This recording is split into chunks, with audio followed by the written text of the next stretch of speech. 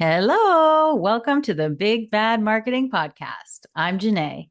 And I'm Brooke, and we're two marketers, coaches, and business owners who have spent literally thousands of hours helping real people grow real businesses without going bankrupt. This podcast is for solopreneurs, accidental entrepreneurs, and side hustlers who are ready to grow their revenue but have less than $500 a month to spend on marketing.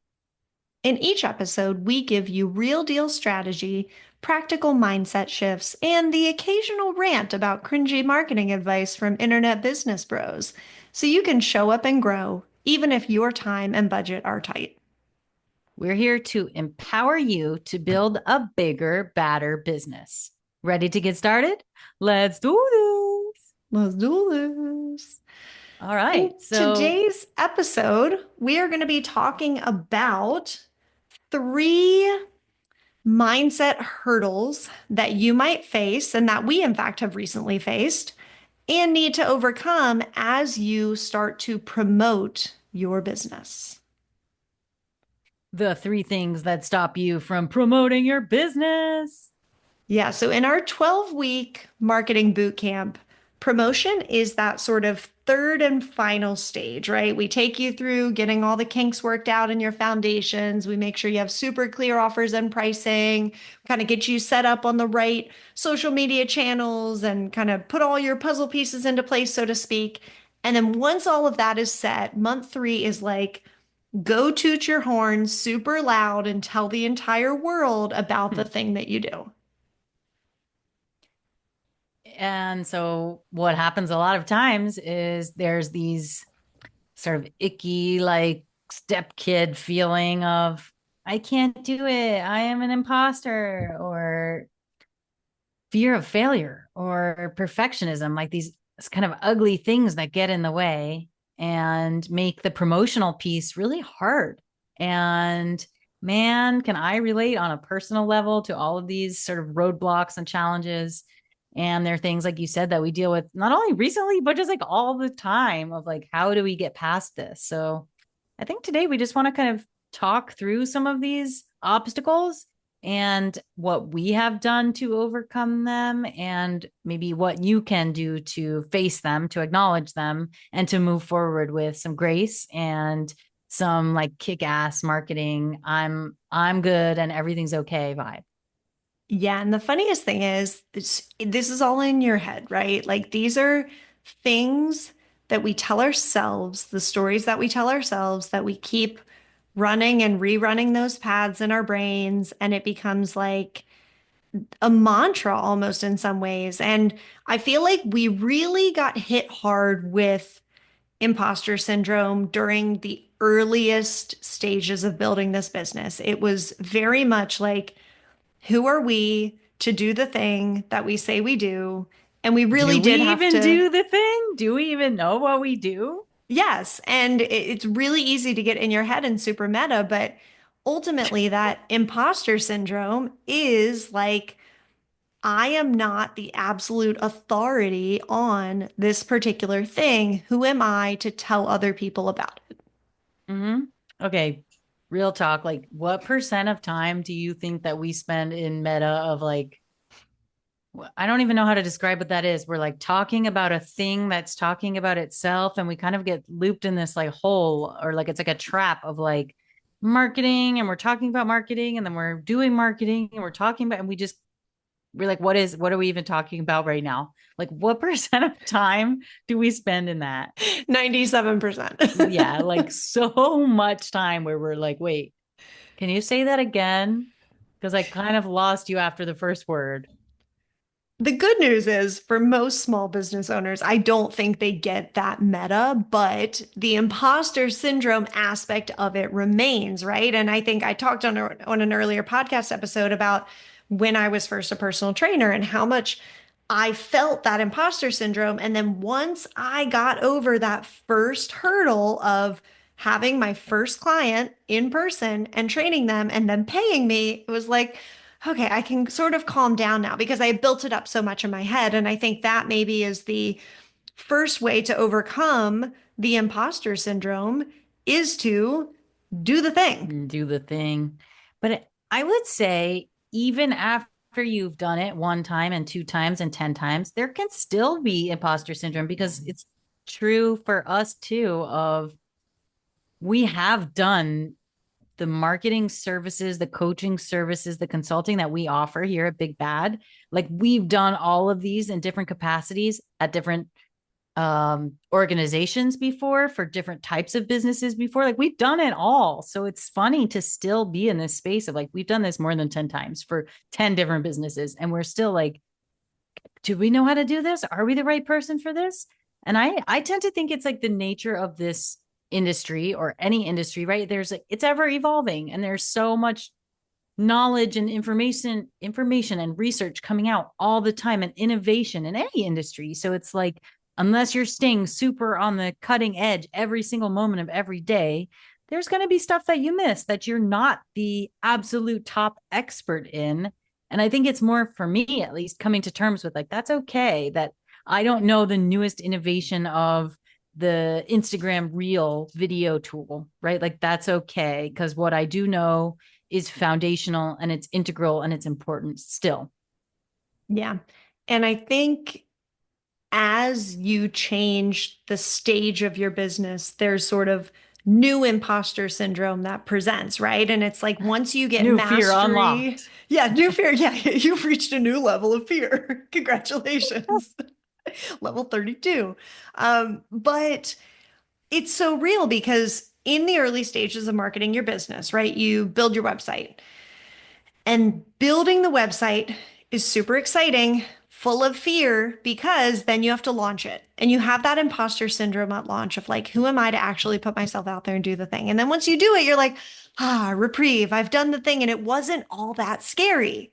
But then, okay, now I need to get on social media and tell people that I've done that thing. And that's this whole No. other level of imposter syndrome because now you're in this new platform and it just seems like does it ever actually end? I don't know.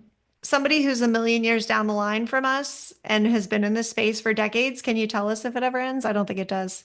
Yeah, it's like Marty McFly. Give us a call from the future. Like, does it get easier? Do things make more sense? Or I think what we're getting at is like they're always changing and evolving, and the nature of being part of this sort of modality or like algorithm, if you want to say, of like being human and running a business and operating in all these spaces is things are changing and evolving. Like you also do that. And then by way of that, you stop kind of feeling like an imposter because you are just you're in it. You're baked into the flowing of it all.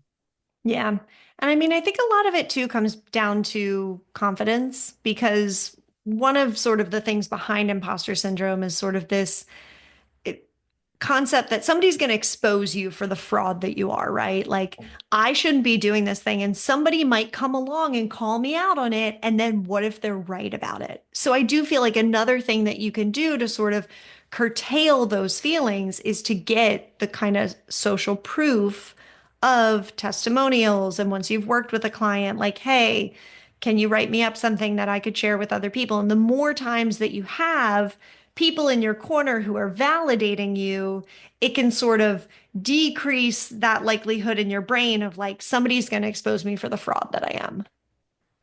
Okay, I love this. I relate so much to this. And I think my initial response to that would be like, just keep educating yourself. Like, whatever your industry is, every day, look up a new article or look up some research about what's going on in your industry, what's trending, what's happening now. And then also, really fair is to have opinions about things that are educated, even if you don't agree with whatever is like the most trendy recent thing, that's valid and you're allowed to not agree with it. And that I think sort of showcases the place, Brooke, that you're describing of like being exposed. Like just because I don't agree with this thing doesn't mean I'm a fraud, right? Like I just have a different opinion through my years of expertise or what have you. Um, and then there's also a place here where it's I don't want to be exposed for not knowing a thing, but I also want to own the fact that I can't possibly know everything about everything. And I think we've talked about this before in this show too, but like it's perfectly okay if someone asks you a question to say, you know what, let me get back to you. I'd like to make sure I'm coming to you with like the most most timely, accurate information, or like that particular area is not my area of expertise in marketing or whatever it is you do. Let me do some research. Let me ask the right people, right? And I think owning what you know and what you don't know is okay. Yeah, that's such an important point. And during the earliest stages of promoting your business, getting super clear on here's what I do, here's what I don't do can be really important for that reason. Because if you're super confident in that thing that you do, then you don't actually need to worry about the potential to be revealed as a fraud in these other areas because you are only operating in the spaces that you're super comfortable with. Yeah. And I think your knowledge and expertise can typically shine through in a an exchange that feels good for you. And so a good tip here is to like hone in what is that type of exchange that feels good for you. Do you like meeting with people in person? Do you like meeting with people on Zoom or having phone calls? Are you best in emails or live chat sessions, right? Like there's so many ways to connect with your audience. Maybe you don't want to have a face in your business at all, and you're just like, I do it from the website and people can just only interact with the website. Like there's no right or wrong way, and it's figuring out what makes you feel the most comfortable. And my, the yoga teacher in me is like, it's okay also to find out where your edge is and then explore moving past your comfort zone. And if you really only want to talk with people on the phone and video is the next level, like take some time to practice that. Do it with friends and family or those people who did testimonials for you, like your fans who are already your fans and believe in you, and practice having those engagements and exchanges with people that you know are going to have your back. And that's how you develop the skill and strengthen your muscle and get better at these things.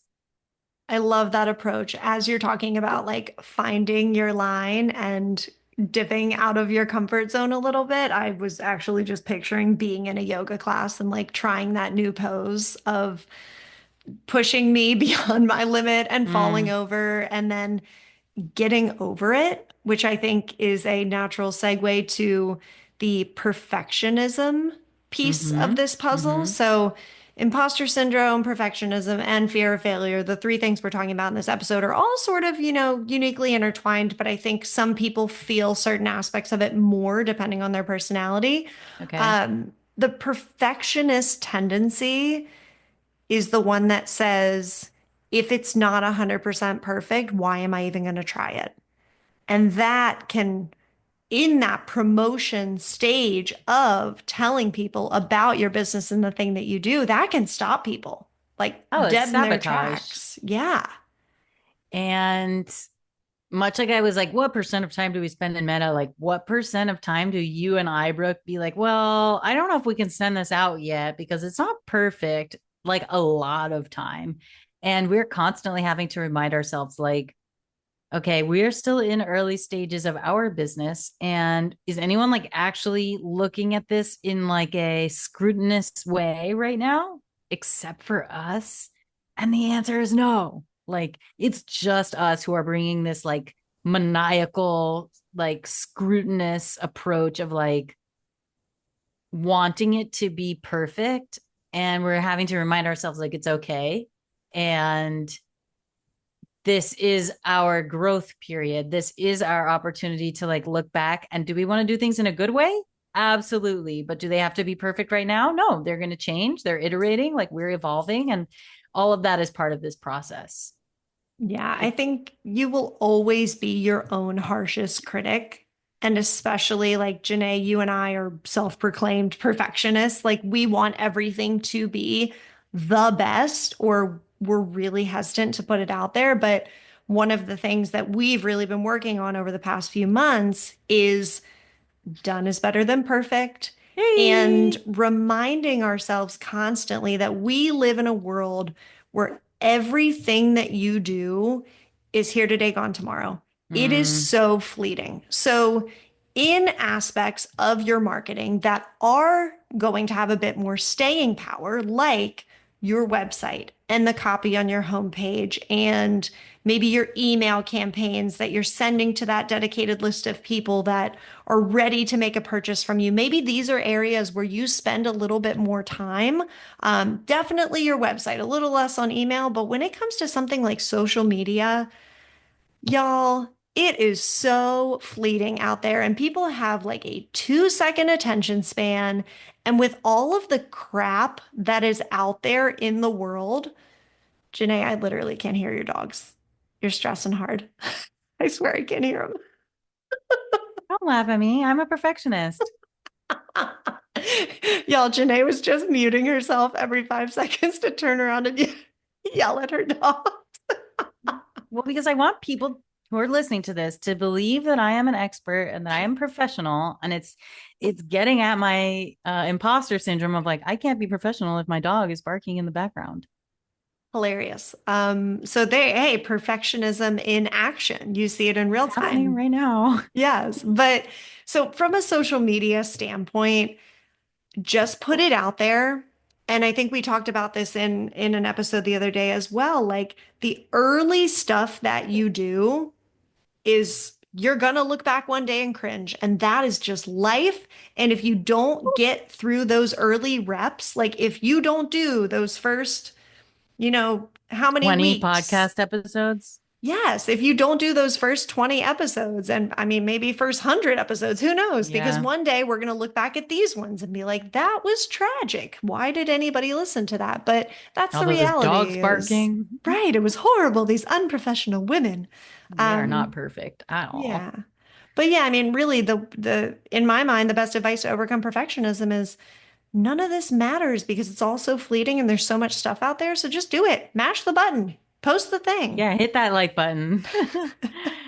Um, okay. And I'm also reminded here of like a few minutes ago, I think we were talking about whatever we wanted to put out, and we're like, well, it's not ready yet. And like I think the at the end of the day, like you never feel like it's ready. It never feels complete, the thing that you're working on. There's always more you can do and more to change it. And just exactly to your point, Brooke, it's like put it out and then give yourself the grace to update and change or put out V2, right? Like these things are all okay. And when we think about, oh, there's a great quote on this. It's like you are allowed to be a work in progress and a masterpiece all at once. I love that. Yeah, it's so true. And I'm like, so is everything that comes out of us. And I think what we were just saying is like, as long as we have our hearts aligned and we're bringing like what is authentically important to us and aligning with our visions within our business, as long as every time we show up to do this together and to put this stuff out in that really good way, it's all going to be okay. And like, we don't need to wish away where we are now, which is a completely imperfect place. And we don't need to try to hustle and get further along than we are because this is where we are. Like, trust that everything is going to be okay. And that maybe, just maybe people like us for our imperfections too, that they're part of us and like honoring and allowing for them instead of being like we only make really good jokes instead of like, well, some of them are not great jokes but we're still gonna make them. Yes, make the jokes even when they're not perfect. I mean, how do comedians get to their Netflix special? Because they have grinded for decades in dark, dingy comedy clubs doing sets where like nobody is laughing at Oh them. yeah, oh yeah. Yeah. Okay, and you said the good is better than perfect, and I wanted to also reflect on we just read this book, Big Magic, which Mm. is by Oh my gosh, the Eat, Pray, Love lady. very lovely Emily, maybe No, no, we're close. We're close. Why Emma. is that in a different language? Elizabeth Gilbert. Elizabeth, it wasn't E. Elizabeth Yeah. Gilbert. Great book, Big Magic. But she's telling this story about how when she was a kid, it wasn't even good is better than perfect. It was done is better than good. Mm.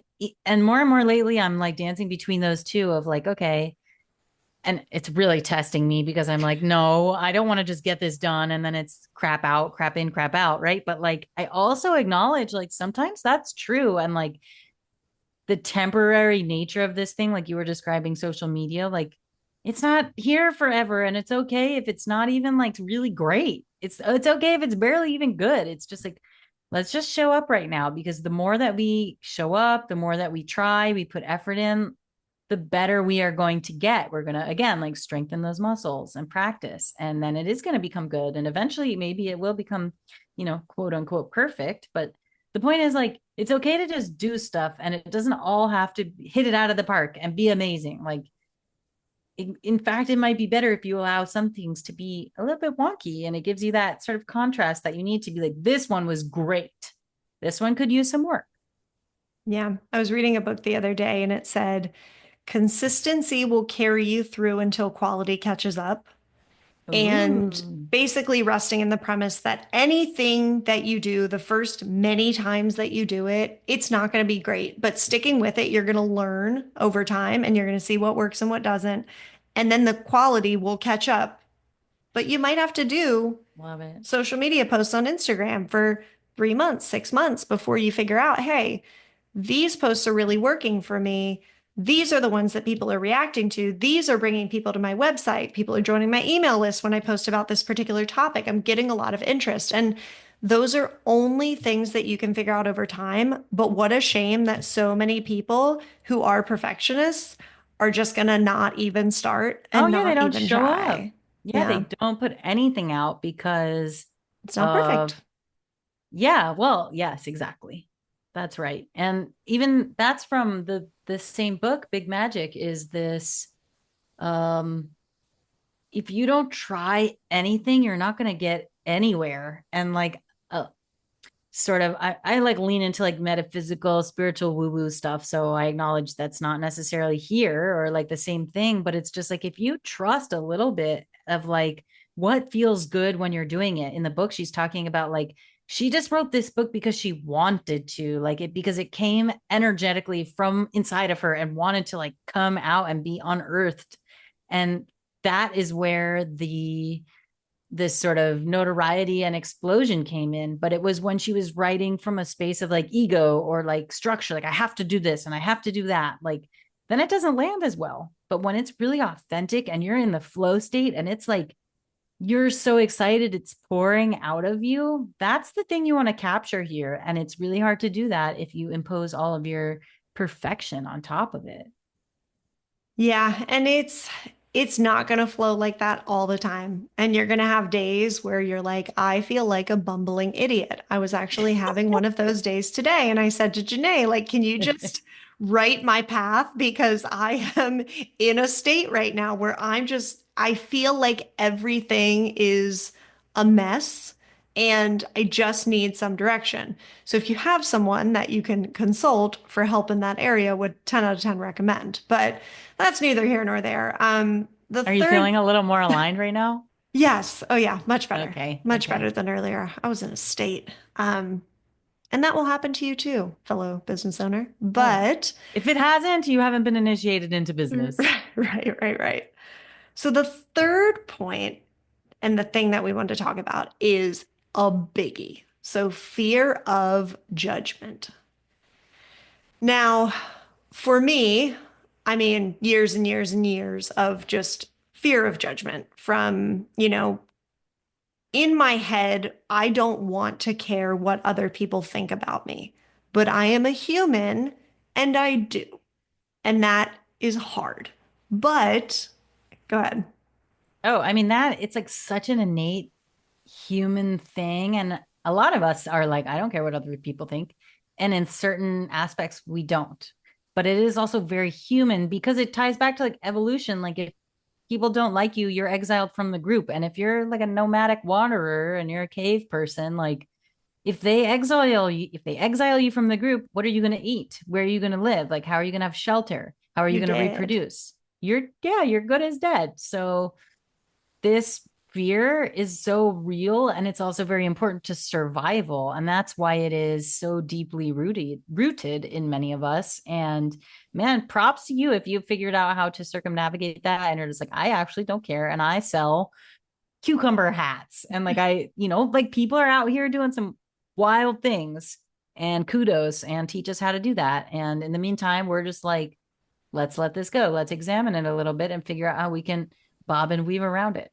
Yeah. I mean, the only way that I have actually come up with to overcome this fear of judgment from other people is to hit the post button and then quickly close out of the app that I'm in and not look at it for days.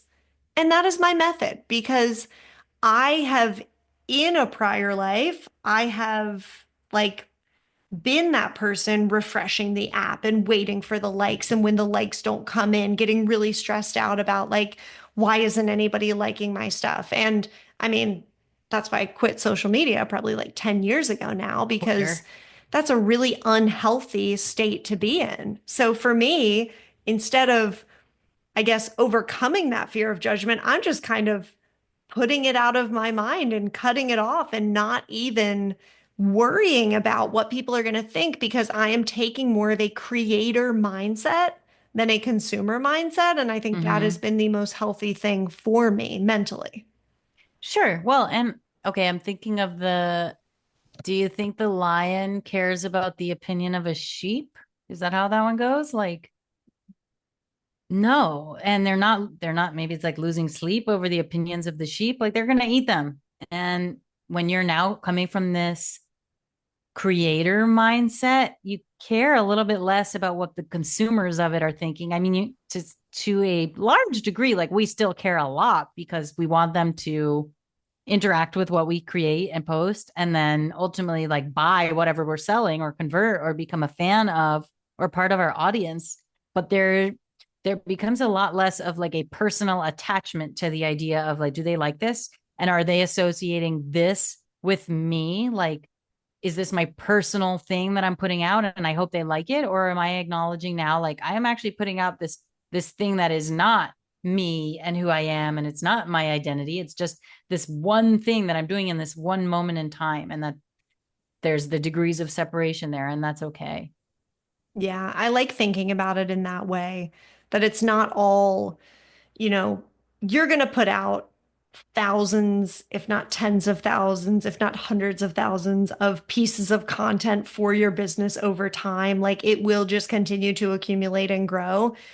And not every single one needs to tie to a direct reflection of your value as a person, right? Like you Mm-hmm. have inherent value outside of anything to do with your business. And there's nothing you can do as you promote your business and put things out there that is going to change that inherent value you have as a person.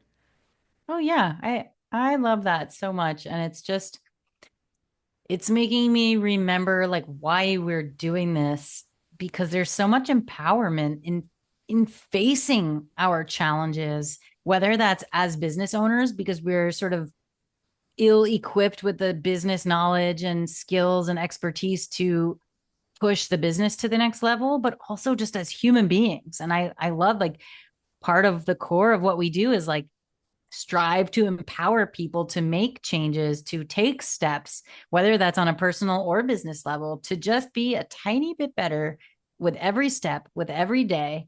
Um, because that's where real change happens, right? Like we think it's going to be like I become an overnight success. And here at Big Bad, we're constantly challenging that narrative of like 3 ways to make your business go from 0 to 100 in 1 hour. Like, I can't speak for that, except for what I know is that consistent effort over time is going to make a change. And where you put your attention is the only thing we really have control over. And so when we put our attention into making a change consistently, that's when we have the best odds. Yeah, love that. 100% agree. And one of the things that I do to remind myself about the fear of judgment is I have a quote posted up on my wall, and it's the Man in the Arena quote by Teddy Roosevelt. It's not the critic who counts, not the man who points out how the strong man stumbles, but the credit actually goes to the person who is in the arena, who is doing the thing. And it's like, okay, maybe people will judge me. Maybe people will say that's a silly idea or say I disagree with you. But at the end of the day, like we're the ones who are actually in this arena, showing up, bearing our souls, and putting out things that we believe in. So if somebody judges us, who cares really? Because they're not going and doing a thing. We Yeah, are. We are exactly. the Oh, ones it's that so showed easy to up. be in the audience and make judgments. Yes. It's so easy. It Yep. takes courage to get in the ring and, fight and put the effort in. Yeah. It's a different level of it altogether. Yeah, it is. So you, business owner, who are actually in the arena doing the thing, like you're the one that gets the credit. Go And you. yes, and you should promote the heck out of your business because you've worked really hard to get it to a point where you have something worthy of promoting. And, Janae and I say to our clients all the time, like if you say something or you make an offer to a person and it doesn't resonate with them, they're just not your ideal audience, and that's okay. We just need to figure out who is. Hmm. Okay, I want to share a quote about this sort of fear of failure, fear of promoting yourself, of believing in yourself. Yeah. Yeah. It's from Marianne Williamson from her book, A Return to Love. And if you haven't read it, it's really a beautiful book. Um, okay. So it says, our deepest fear is not that we are inadequate. Our deepest fear is that we are powerful beyond measure. It's not our light. It's our light, not our darkness, that most frightens us. We ask ourselves, who am I to be brilliant, gorgeous, talented, and fabulous? Actually, who are you not to be? You are a child of God. Your playing small does not serve the world. There's nothing enlightened about shrinking so that other people won't feel insecure around you. We were born to manifest the glory of greatness that is within us. It's not just in some of us, it's in everyone. And as we let our own light shine, we unconsciously give other people permission to do the same. As we are liberated from our own fear, our presence automatically liberates others. And I never knew until this moment that that was from a book because I heard it in the movie Coach Carter. Aw, Very cool. But yeah, yeah, I totally agree. I mean, what does that mean to you? Why do you like that quote so much? because I relate with it on the deepest level of like, I have a really hard time showing up and, call it promoting, but like promoting myself and what I do, even though I'm confident in it and I believe in it. Like, I have some narrative about not being humble by being like, look at this, look how I can help you, or making promises that, like, one of the things that we don't do here is make guarantees because how can we know? Like, yes, we're experts in marketing, we know a lot about it, but that doesn't mean we can predict the future of what's going to work and what's not. We're just showing up with our tools and our tool belts, and we're like, here, we have some expertise. Let us, try to show you the way. And yeah, I think about that feeling of like kind of shrinking to make other people feel good and not wanting to make other people feel bad because I feel good. That's like another sort of mismatch of narrative that I hold within me. And, I'm working on it all the time. But I, yeah, I guess. And then where it goes to is like when you do stand in that space confidently, it's inviting and it's illuminating for everyone. And it doesn't have to be like putting other people to shame or making other people feel bad. In fact, the opposite happens. It makes other people feel confident in themselves and what they can do and what they can bring to the table. Yeah, it almost gives them permission to find those things in themselves that they are ready to like show up really authentically for. Yes. And when you're coming from that space, I think it's a really different feeling than when people are coming with like some other stuff and being like, look at what I can do. Right. Like then it does kind of put people onto the defensive and make you sort of shrink down and feel bad. But when you're coming from like a true place of love and real confidence in yourself, it's such a different quality of experience and what is imparted to the people around you. which I hope from us is empowerment. Yeah. You can Love shine that. your light, people. Yes, that's a great place to wrap it. I know this episode was a little less, marketing specific and a little more Vibes. vibes. Total. This was a vibes-based episode. So if you liked this type of content and you like this sort of more free-flowing conversational type of podcast, drop us a comment and let us know. And if you are interested in working with us at Big Bad Marketing, go ahead over to our website and schedule a free 15-minute consultation where we'd love to just connect with you, hear more about your business, and see if there's an opportunity for us to work together. Empowered entrepreneurship. Thanks for listening.